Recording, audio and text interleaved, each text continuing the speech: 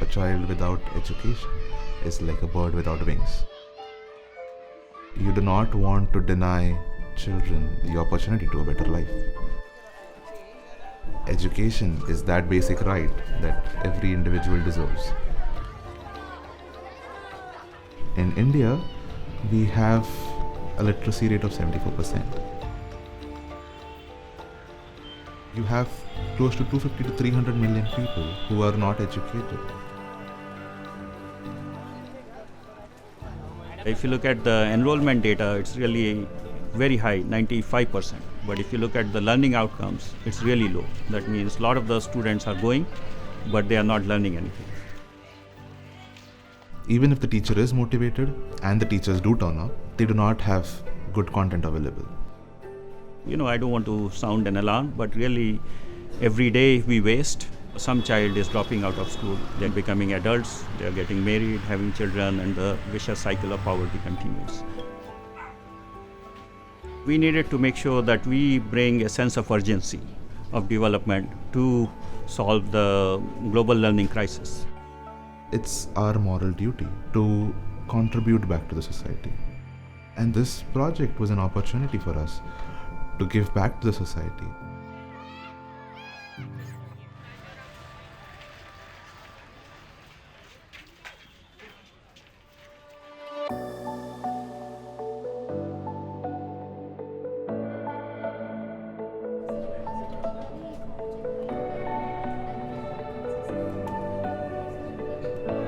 As a company and personally, I have been focused on a lot of the education-related efforts. So when I heard about Global Learning X Prize, I was obviously intrigued. We were trying to come up with different alternatives to see how we can help society, but we were limited by the small solutions that we had. I've been working with two of the largest non-profits that work in the early foundational learning space. The first one is Pratham, the second one is Ekal. And when I was working with them, I realized that really the problem they're trying to solve is beyond any non-profits or for-profits' ability to solve. It became obvious to me that by using technology that is released by Global Learning X Prize, we could accelerate some of their efforts.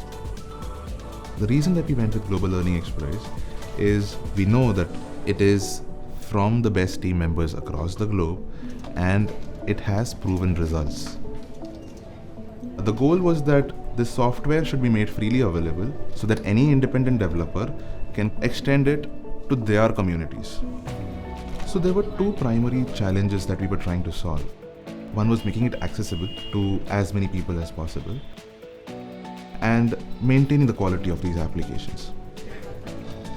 The model that Global Learning X Prize followed was that the teams would publish the software. It was available in a local storage device. And then in Tanzania, these applications would be used or picked up from that storage device. But that model would not be scalable in a country like India.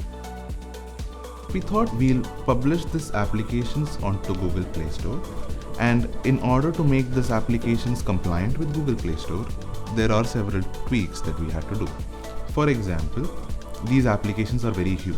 It has a lot of media content, videos, stories, audio files. So we started compressing some of these files so that the size is reduced. We evaluated these applications to remove unused files. Some of these applications had multiple independent applications. Now that is not an easy user experience. As a parent who's not very educated will not be comfortable installing multiple applications. So we bundled all these applications as one. We've considerably simplified the process of making these applications available in different languages. So localization is easy. Localization, what it mainly focuses on is how to get the concept into the local culture. We wanted to localize in 4 different languages. We started with Hindi as the first language, then we went on to Urdu, then we went on to Bangla. So we were able to quickly move around with different languages. So I was really excited when I received this opportunity to translate the English content into Bengali content. And while translating the content, we really kept in mind these few points in terms of native usage, easy to understand for the child, and really intuitive. It took me back to my childhood, and Bengali is such a sweet language. I really miss interacting in Bengali now that I'm based out of Mumbai. But really going back to the roots, listening to the words, thinking about those words, framing those sentences, and also looking at it from a child's eye. Really, what is it that they liked? I also went back home to my friends, neighbors, and spoke with their children to understand what is it that excites them. How do they use the language? फल की और लक्का सूर्य सूरज के आदि छुट्टी में दोनों ने अपना दोपहर का भोजन. Language has changed since we were children, and try to bring in those elements here. We reached out to our employees and we asked them that if they can install these applications with their extended family in their communities, with their children. And we got a lot of feedback from them. So one of the example could be something like, okay, this word is too complicated. My child does not understand that. Can you simplify that? Or for my child, a pancake does not make sense. Can you use a dosa instead? Or a roti instead? So contextualizing or localizing to our context. When you localize content especially, it cannot be a literal translation. We have to keep in mind the nuances of that language, the beauty of that language. Each language has a melody, each language has a tone to it. So if we can keep those simple things in mind, I think that will help in terms of translation and what connects with the hearts of the audience. We also tweaked certain words based on how it sounded so that it was more intuitive to them. And the entire experience, from just seeing it in the app and understanding the user experience of a child was really exciting. I was one of the developers who worked on localizing the applications into different languages. So we identified all those assets which need to be converted into the local languages. Then we used artificial intelligence and machine learning services so that we can automate the process to convert the audio files or the video files into the local language. We converted all the audio files into text files. Anyone who is trying to localize it into their own language, they can just use some translation services and some ML services to translate the transcripts into their local language and then convert them into audio files. So this would make the process very easy for the future developers or the community members. Once people start exploring or understanding the code to localize the software, they'll understand that it's not really that complicated. Most of the application should work with minimal changes. If you're still facing issues, you always have the community forum.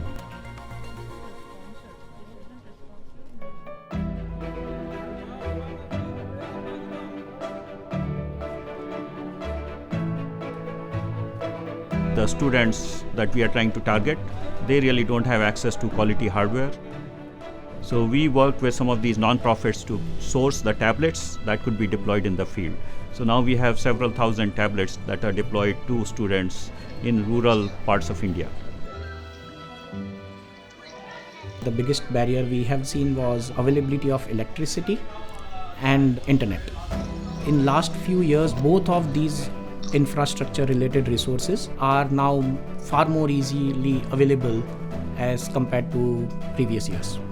Now with internet, we are able to update the content, update the applications, and make all of these resources available to the children at far more remote places.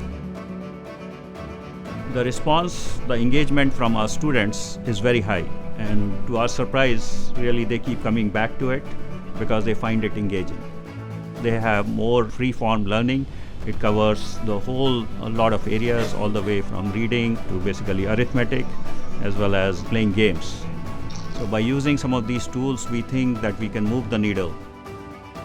This is the cost-effective way for us to reach the children our teachers are not able to reach.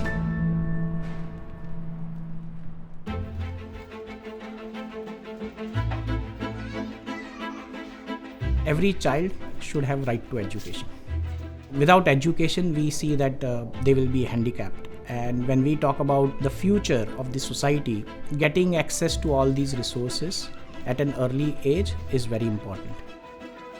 Education is a great equalizer. That is how I got to where I am.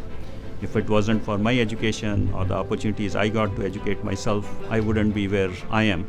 And I want to make sure that every child has access to quality education, and this is one way of reaching them.